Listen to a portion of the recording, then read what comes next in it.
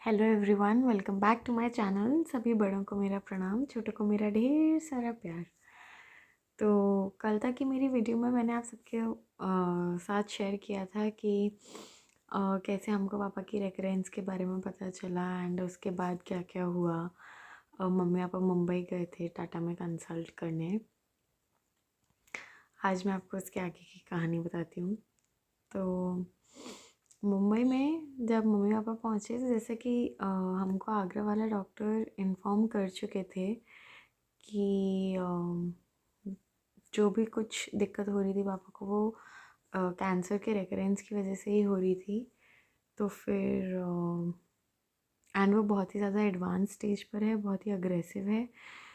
तो mummy papa जब टाटा गए थे तो it was not a very nice experience.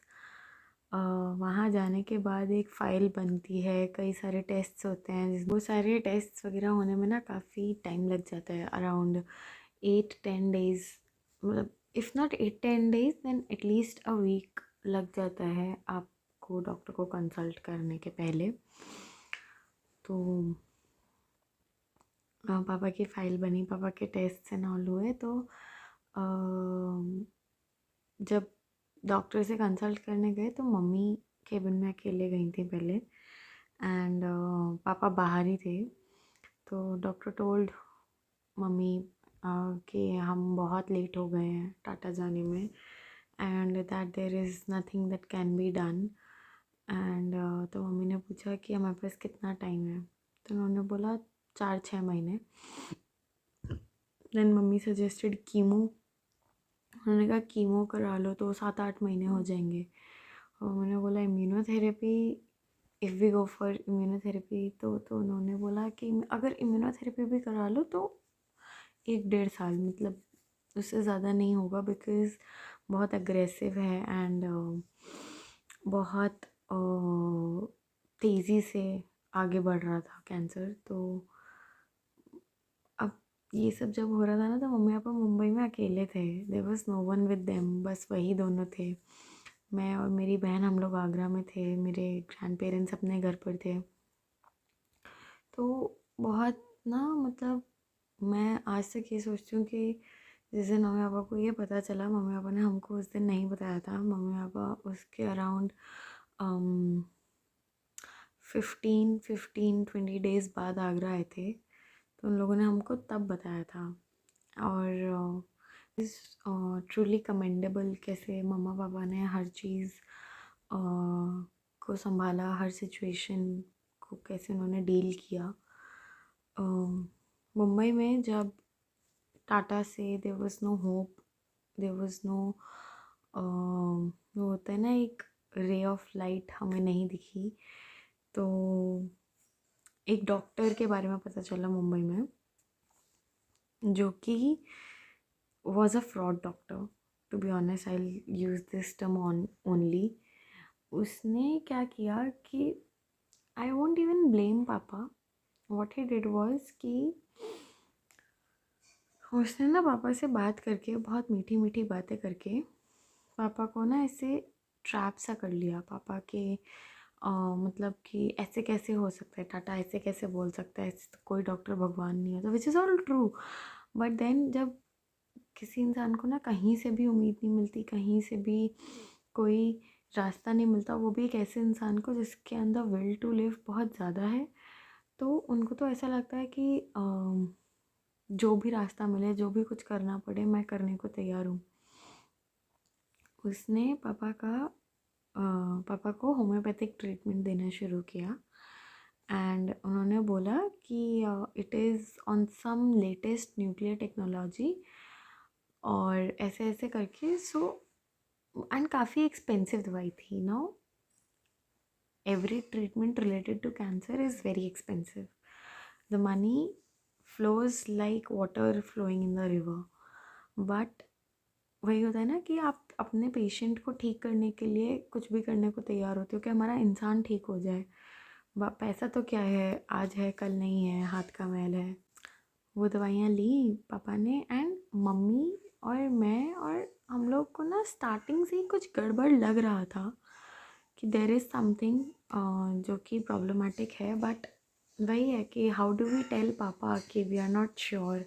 और हम उनको and mostly we didn't want to say anything to him because इस डॉक्टर ने ना पापा को बहुत होप दिखाई थी, जहाँ टाटा वालों की बातों ने पापा को बिल्कुल ऐसे लेट डाउन कर दिया था, क्योंकि पापा टाटा बहुत होप से गए थे।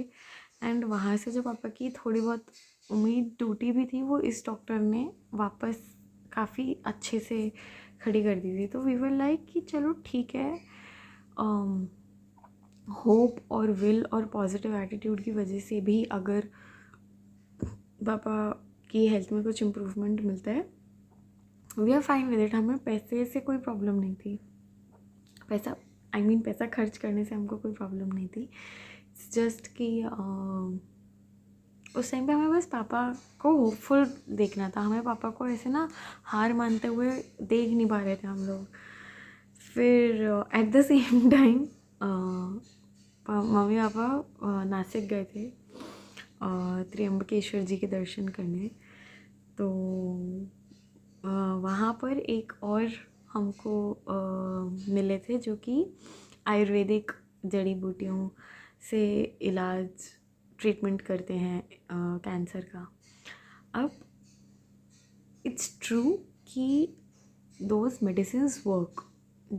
काफ़ी पेशेंट्स हैं ऐसे जिनकी उन जड़ी बूटियों से, उन दवाइयों से कैंसर से तबीयत ठीक हुई है। एट द सेम टाइम उन दवाइयों को लेने के बहुत तो परहेज़ हैं, परहेज़ के साथ साथ बहुत रूल्स एंड रेगुलेशंस हैं। Like if you are going under chemo, तो आप वो दवाइयाँ कंज्यूम नहीं कर सकते। अगर रेडिएशन का प्रोसीजर स्टार्ट होता है तो आप वो दवाइयाँ नहीं ले सकते। या फिर अगर इम्यूनोथेरेपी का आप इंजेक्शन लेते हो तो फिर आप वो दवाई वो 3-4 दिन के लिए कंज्यूम नहीं कर सकते। तो ऐसे कर करके काफ़ी गैप आया। पापा वहाँ से वापस आए एंड कुछ और समझ में नहीं आया। Then we went for chemo. तो कीमो के लिए भी पापा कन्विंस नहीं हो रहे थे because obviously the side effects of chemo, but anyhow we convinced him and हमने कीमो भी दिलवाई। और ना बहुत मुश्किल था कि कैसे पापा ना हर चीज़ की मना करते गए। Every course of treatment used to be like नहीं करवाऊँगा, ये मैं नहीं करवाऊँगा, बहुत हार्म होता है, बहुत मेरे को दिक्कत होती है। और पेनफुल होता भी है, बट वो होता है ना कि हमें ये लग रहा था कि ठीक है ट्रीटमेंट करा लो, बट ठीक हो जाओ। ट्रीटमेंट कराना ज़रूरी है और शायद अगर हम नहीं भी कराते तो फिर वो रिग्रेट रहता। हम ऐसे बच्चों की तरह ज़िद करते थे कि क्या बता, मतलब दोज आर मेमोरीज। एंड ऐसे डेली वीडियो बनाते में ना वो सब रिलीव हो जाता है। तो हमने पापा की कीमो स्टार्ट करवाई, बट पापा वॉज कीमो रेजिस्टेंट। कीमोज का कोई असर नहीं हो रहा था पापा पर। इवेंचुअली व्हाट हैपेंड कि so all this while the tumor was constantly growing and it grew to an extent कि यहाँ से फट गया था।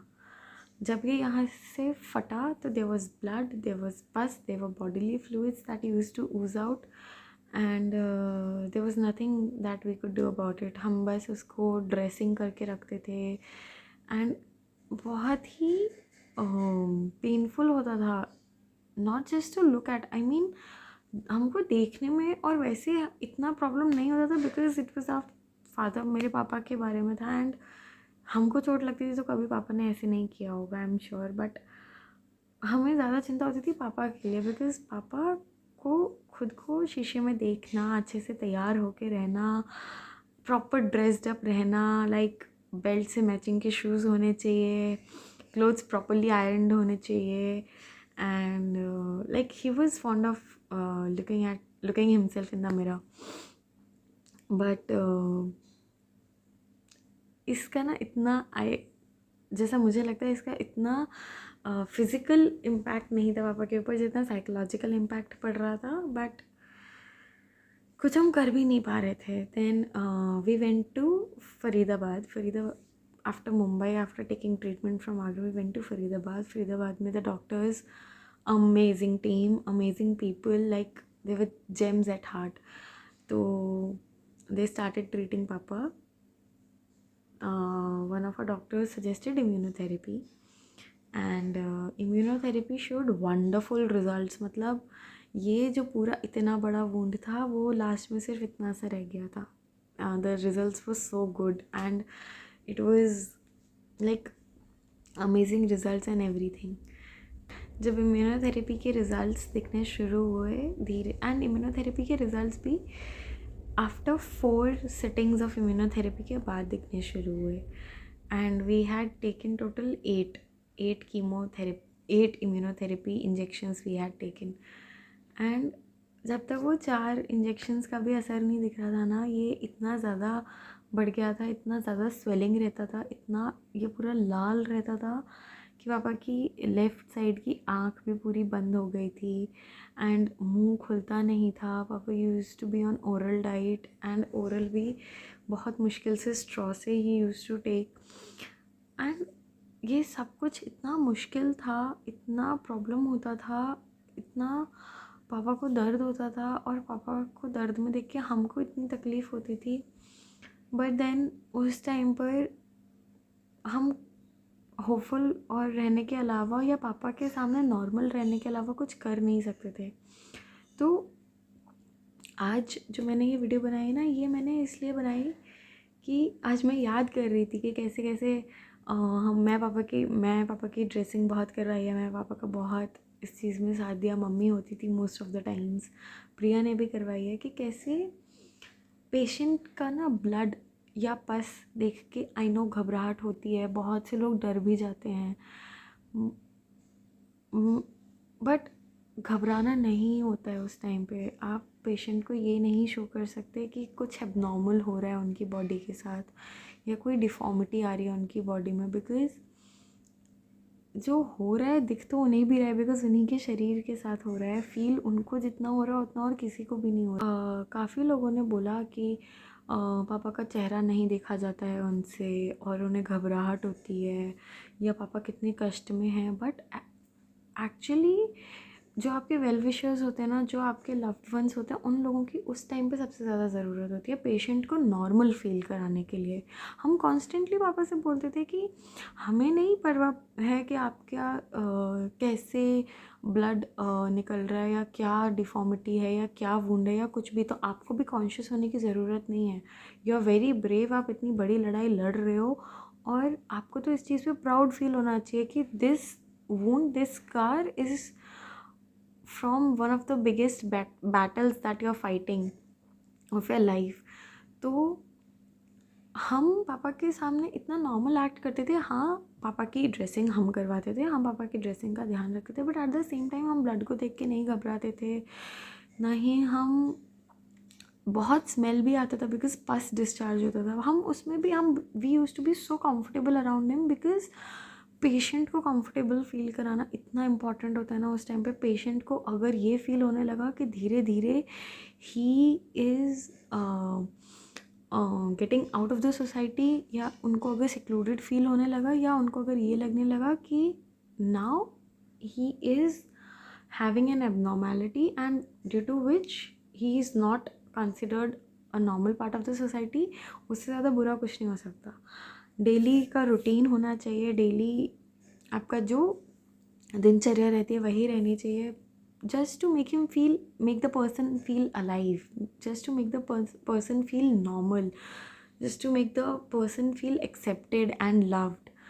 And I mean, in the end, I would just like to say that if you're someone who has someone in their life who is struggling either with this disease or maybe anything else in their life, if there's any problem or anything that they're facing, it is important to make that person feel loved and accepted and make that person feel normal and safe, secured, because ऐसे ही माहौल में वो इंसान फिर बेहतर feel कर पाता है और तभी शायद वो अपने हीलिंग प्रोसेस को अच्छे से उसकी बॉडी एक्सेप्ट कर पाती है. तभी शायद वो हील होने के रास्ते पे आगे भी बढ़ पाता है.